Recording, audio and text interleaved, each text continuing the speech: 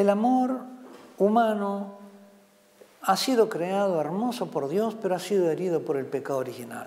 Y creo que tenemos que encontrar en esta revelación acerca de la herida del pecado original la sabiduría revelada acerca de las vicisitudes por las cuales pasa el amor humano y que explican por qué, comenzando muchas veces el amor de manera tan hermosa, se corrompe y se echa a perder entre nuestras manos.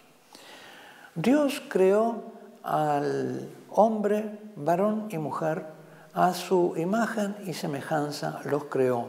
Es decir, los creó capaces de amar, porque Dios es amor y ser semejante a Dios es ser un ser que puede amar. La única criatura que puede amar.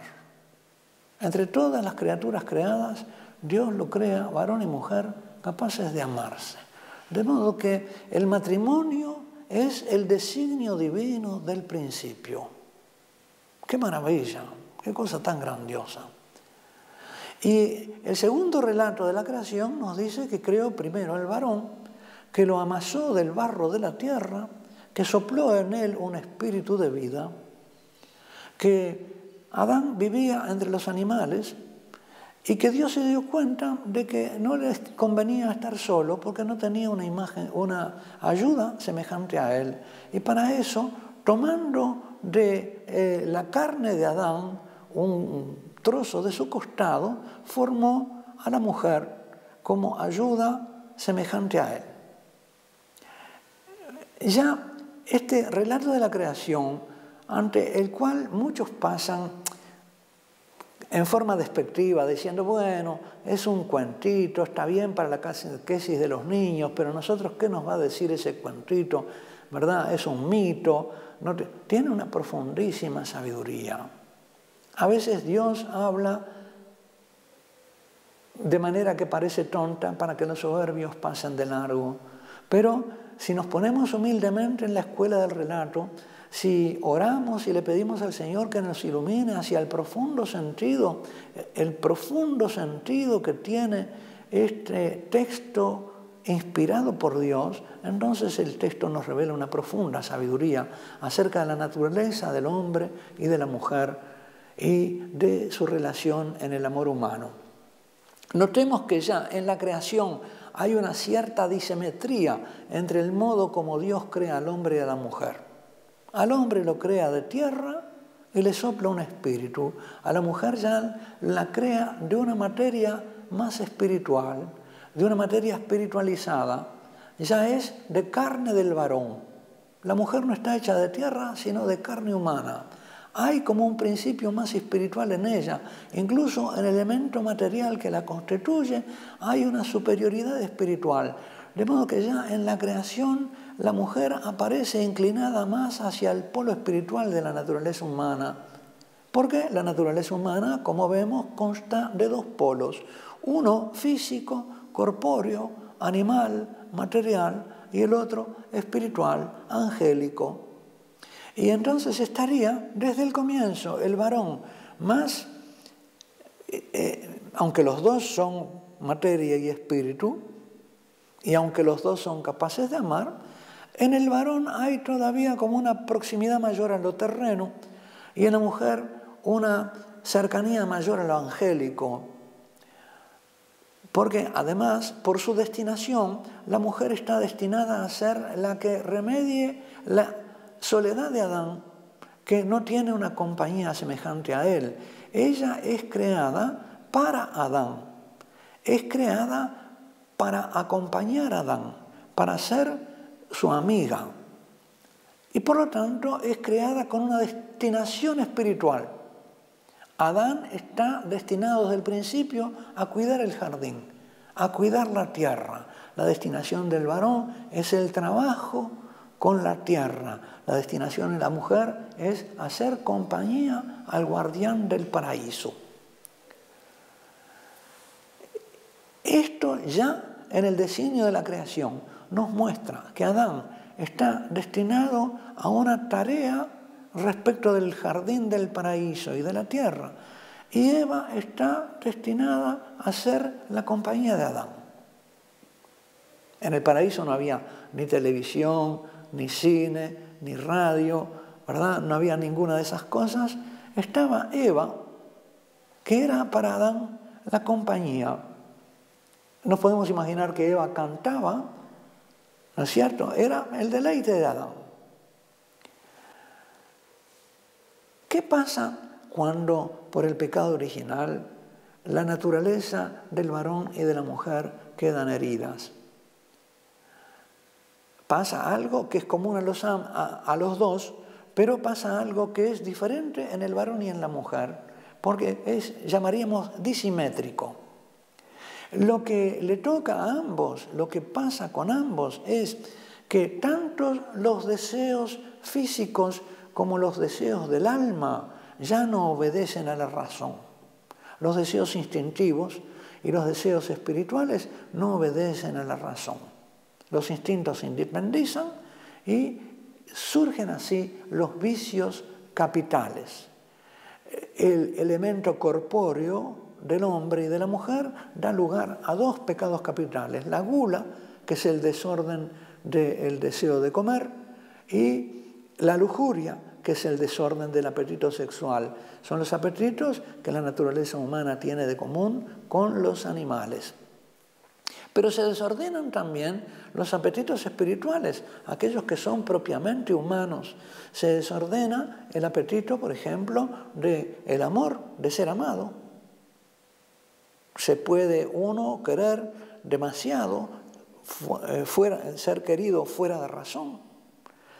O también el apetito de tener cosas, el deseo de seguridad, el miedo a la inseguridad. Se desordenan los amores, los temores, las iras, todas las pasiones se desordenan.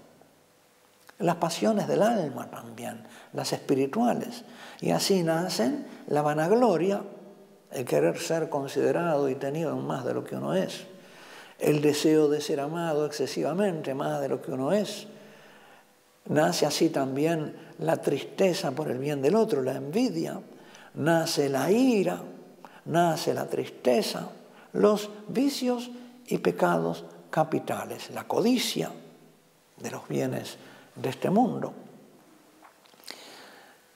Esto es común a Adán y Eva. En ambos se desordenan las concupiscencias y no obedecen a la razón.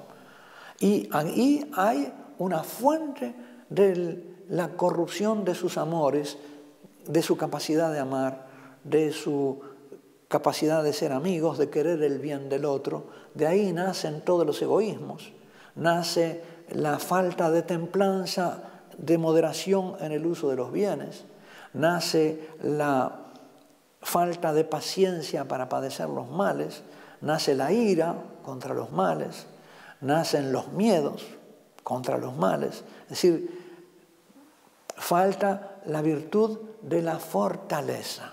No hay templanza, no hay fortaleza. Y si no hay templanza en el uso de los bienes y no hay fortaleza para resistir los males, ya sea valientemente oponiéndose a los que uno puede vencer o pacientemente soportando los que uno tiene que soportar, entonces el hombre no puede ser justo, no puede darle al otro lo que le es debido. Y lo primero que le es debido al otro es el amor generoso. Entonces, cuando no hay templanza y no hay fortaleza, no hay justicia, hay incapacidad de darle amor. Eva fue incapaz de darle amor a Adán y Adán se hizo incapaz de darle amor a Eva. No porque no se pudieran amar, pero se mezcló entonces en el amor puro que había al comienzo, se mezcló esta herida en el amor que era la injusticia y por lo tanto también donde no hay justicia no hay prudencia, no hay medida en el amor, no hay medida en la actividad y en las cosas.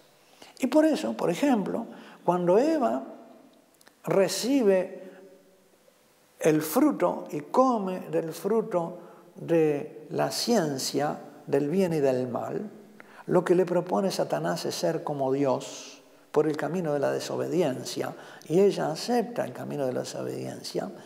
Después Adán no le comunica la ciencia que ha recibido, sino que simplemente le da de comer del fruto.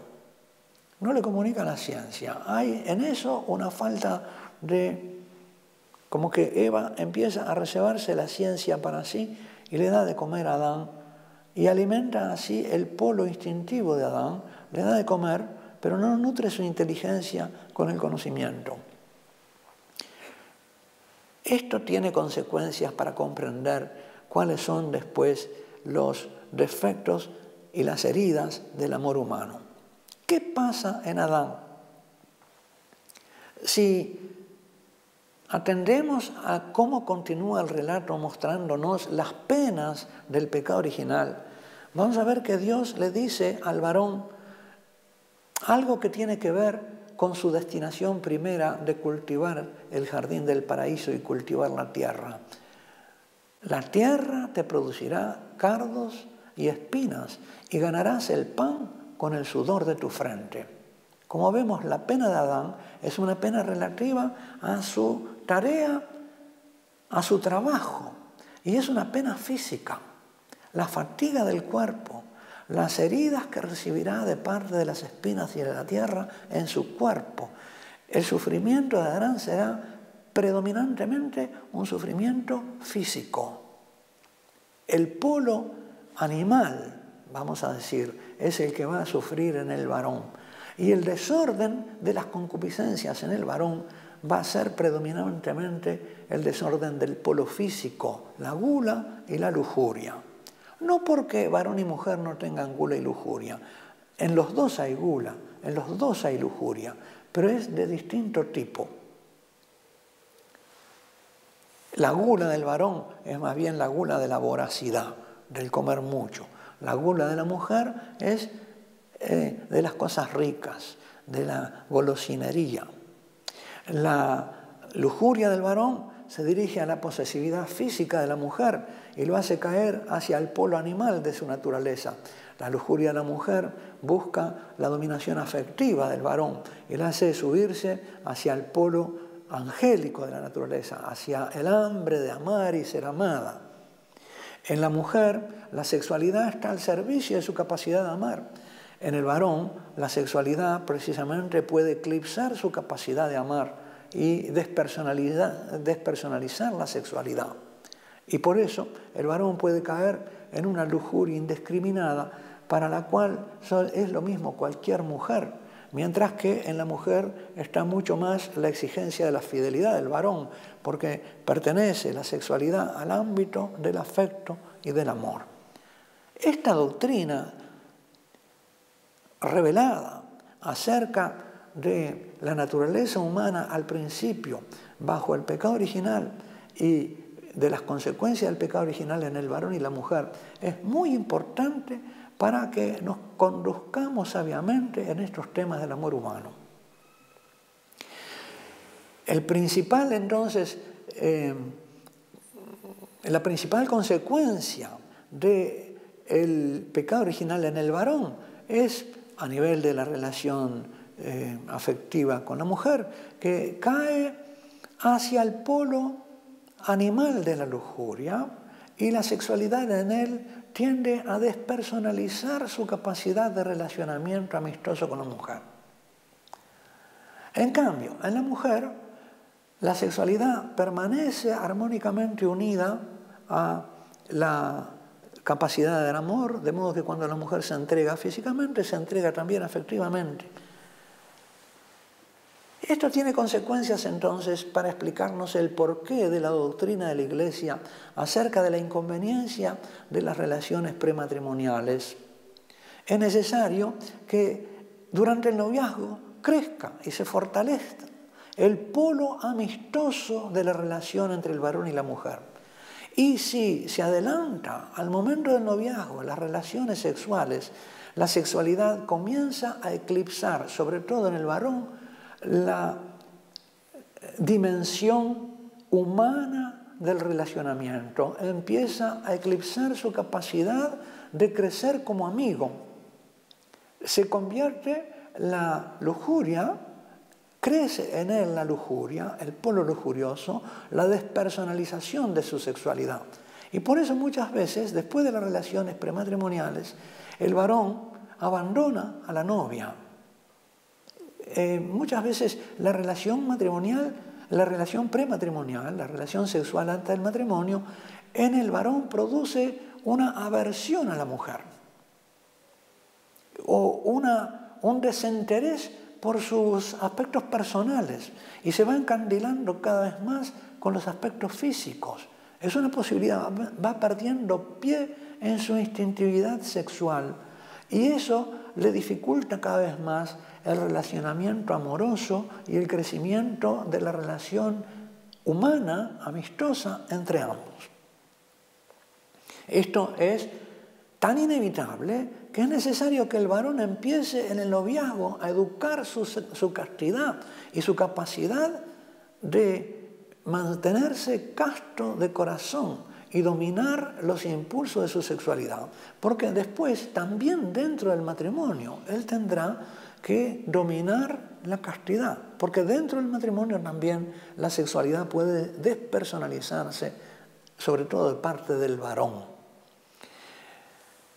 Era necesario entonces que viéramos el porqué de la sabiduría cristiana que desaconseja las relaciones prematrimoniales para darle tiempo a que durante el noviazgo vaya creciendo la amistad entre ambos, para que un ejercicio prematuro de la sexualidad no ponga en riesgo la